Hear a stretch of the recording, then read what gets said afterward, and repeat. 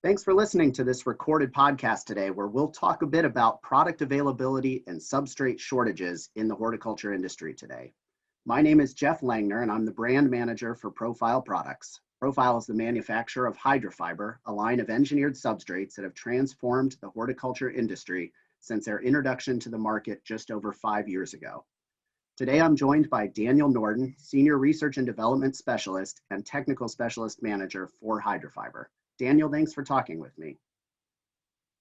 Hey, Jeff, thanks for having me.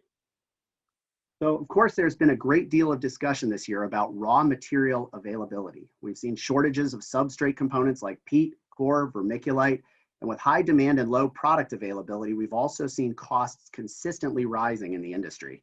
Talk to me a little bit today about what you're seeing in the supply chain and how HydraFiber can help alleviate some of the burdens that growers and soil blenders alike are facing right now. Yeah, Jeff, that's been the observation that we've seen as well as heard from growers across North America. And really the story is that there's been a poor harvest in Eastern Canada for peat moss. Throughout the year, there have been container shortages for product that's coming from India or Sri Lanka, specifically core. There's also domestic freight issues with just finding trucks, and we've also heard from perlite and vermiculite manufacturers that there have been supply issues on those raw materials as well, as some of these suppliers are looking to diversify perlite and vermiculite into other markets, and so that's created some shortages. The great thing about HydraFiber is that it is an engineered raw material that's made in North America, is extremely consistent, it's readily available and sustainable. And the other thing, which I mentioned freight being an issue, is that it has an extremely high freight efficiency. So just for example, if we're just comparing peat to HydraFiber, it'll take 5 truckloads of peat to replace 1 truckload of HydraFiber. So we still have to ship HydraFiber to get to the customer, but the good news is that we can ship it very efficiently. Now, if you're talking about somebody who's starting with HydraFiber for the first time, if they have no mixing equipment, but they want to adopt HydraFiber into their production, what kind of options would they have? Yeah, so the 2 best options right now are going to be our HydraFiber Easy Blend product, and then our HydraFiber Ultra 365 in towers. So HydraFiber Easy Blend is, as the name suggests, it's easy to blend with. It doesn't really require any specialized equipment. It comes in 2 packaging configurations. It comes in small bales as well as towers, and it has a much higher bark content than our Ultra line of products do, and so therefore it makes it really easy to open and work with. And it can be mixed on a pad. It can be mixed in line with a mixing equipment. And then our 365 towers, that product comes in a large 100 cubic foot compressed tower. It's not as highly compressed as the product that comes in smaller bales. And so what we found through our testing is that you can still work with it on a pad with like a front end loader or through a peat bale shaver and make blends relatively easy. So I would steer customers to either Easy Blend or Ultra 365 towers, and it's because neither of those really require any specialized equipment. And so that would allow them to get up and going very quickly. Okay. Now, a lot of growers obviously are buying pre-mixed blends out there. If they're finding it hard to restock on those mixes, is there something that HydraFiber can do to help supplement maybe a little bit of their current product needs? Yeah, absolutely. So we have several customers now who are actually still buying premixes, and they're adding 30-40% HydraFiber to dilute their premix. And this really came about several years ago because the growers that we started working with, they really like the premix that they're currently using, and they didn't want to add like chemical boxes to add lime or fertilizer, things like that. So they're basically getting the mix with fertilizer, wetting agent, lime, etc., and then they're just cutting it with HydraFiber a specific percentage. The nice thing about that is you can incorporate like Easy Blend or 365 towers into that if you don't have any specialized equipment. if you are a current Hydrofiber user with a HPU, the processing unit, then we can help you raise your inclusion rate into those premixes. So talk to me a little bit about the transition. So somebody who maybe is using core today and they're short on that, looking to replace core with HydraFiber, what kinds of things should they keep in mind if they're making that transition? Yeah, I would say liming is really probably the thing that core-based growers need to really look into. And we have a lot of other resources that we could point listeners to where we could really do a deep dive into this topic. But the thing about coconut coir is it has a naturally high, I would say, high pH, meaning like pH that's around 6. And it doesn't require lime to get the pH up to 6. And most core-based growers are growing in some sort of core peat blend. And really where these growers need to pay attention is to, okay, if they're going in 100% core, they're probably not using any lime at all or very little lime. In those instances, there's really not going to be any major changes that they're going to have to make. However, if they are growing in a core peat mix and they start reducing or removing the peat that's in that core-based blend, it's really important that we really take a look at the lime rate that they're doing. We've even had some customers that are in that type of scenario that are adding something to lower the pH at the initiation of production. So at time of blending, they're adding like iron sulfate, which will help knock the pH down a little bit. So I would say that's really the key thing. And the other thing that I highly encourage core growers to do is to really look at their water quality, take a look at their alkalinity in their water, because we really want to make sure that we can maintain the pH in that 5.5 to 6.2 range.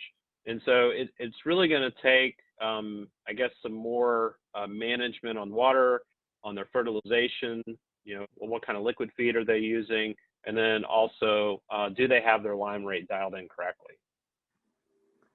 All right. You touched on the transition from peat to HydraFiber as well in that statement there. Do you find that there are additional considerations if somebody's moving from peat to HydraFiber? And is it any more difficult than transitioning from core? I would say in general that they're very similar things that you have to keep in mind, liming rates being the key. But I would say that from what we've seen, there seems to be a little bit less of a learning curve for growers that are basically looking to reduce peat, but they're still maintaining some peat in the mix. And that's because peat has an acidic pH, but it has a relatively high pH buffering capacity.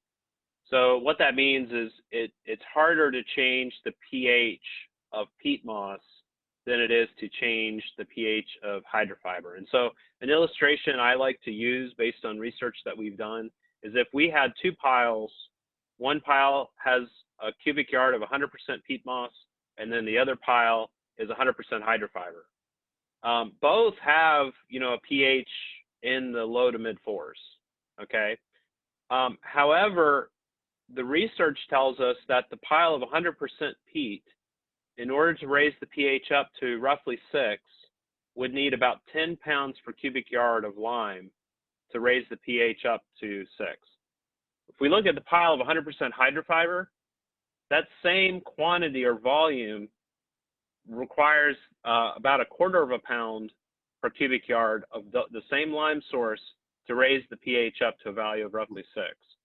So you can really see there's a drastic liming requirement differences between peat and HydraFiber.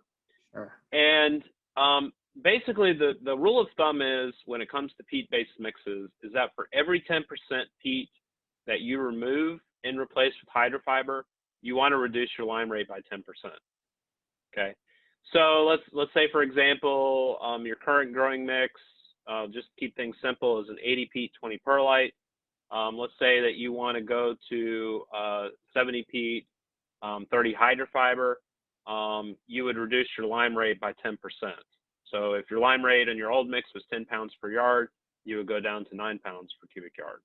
But this is something that, again, just like my recommendations with core growers, it's important to do regular water testing, make sure you're using the right fertilizer. And I also highly recommend doing some small scale grow tests with some of these blends to measure your pH over 7 to 14 days before you make major changes and roll them out throughout your entire greenhouse, because it's a lot easier to monitor and observe and adjust on a small scale versus, you know, just immediately rolling it out to your entire greenhouse and then having to make corrections on a much larger scale. But in general, what we found is that 10% rule is a pretty good rule of thumb for most of our customers as a starting point for determining their lime rates. Okay, great advice and helpful illustrations there too. Thanks for that. Last question that I wanted to ask, you mentioned earlier that growers who have a current HydraFiber processing unit can do some things as far as their inclusion rates. So if they're looking to offset shortages of other raw materials, what can they do in terms of that HydraFiber inclusion rate to help themselves out?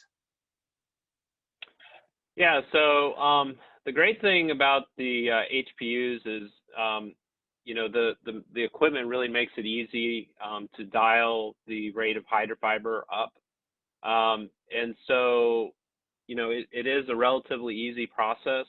There are a couple things, though, that the grower needs to keep in mind. And this is where I would highly recommend that they talk with their technical rep, you know, before diving into it. But, you know, we really need to look at the pairing of the mixing equipment with the HPU.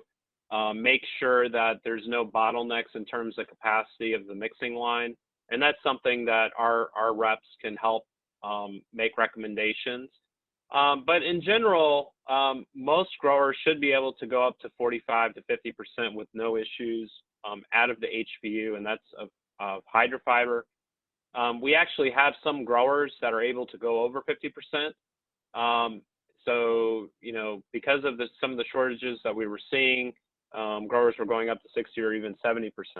Now, from a crop production standpoint, you know, a lot of the rules I've already discussed for core or peat-based mixes apply. But one of the things that becomes more of a challenge comes to container fill when you go over 50% HydraFiber.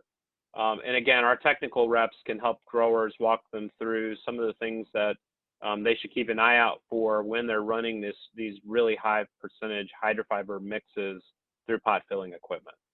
But I would say that, you know, it's a relatively easy process, but, you know, we highly recommend connecting them with one of our technical reps so that we can look at, you know, that specific installation situation on a case-by-case basis.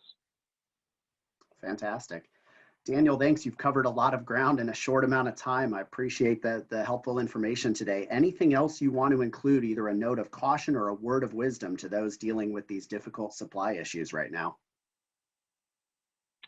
Yeah, no, I think that we've covered a lot of the main points. I mean, we've got a lot of resources. We've got a lot of, you know, really good people that can help. And so I'd say if you run into a problem, we can certainly help. Just reach out, and we'd be happy to set up a time to discuss each customer's specific needs and help make some, you know, custom tailored recommendations for them.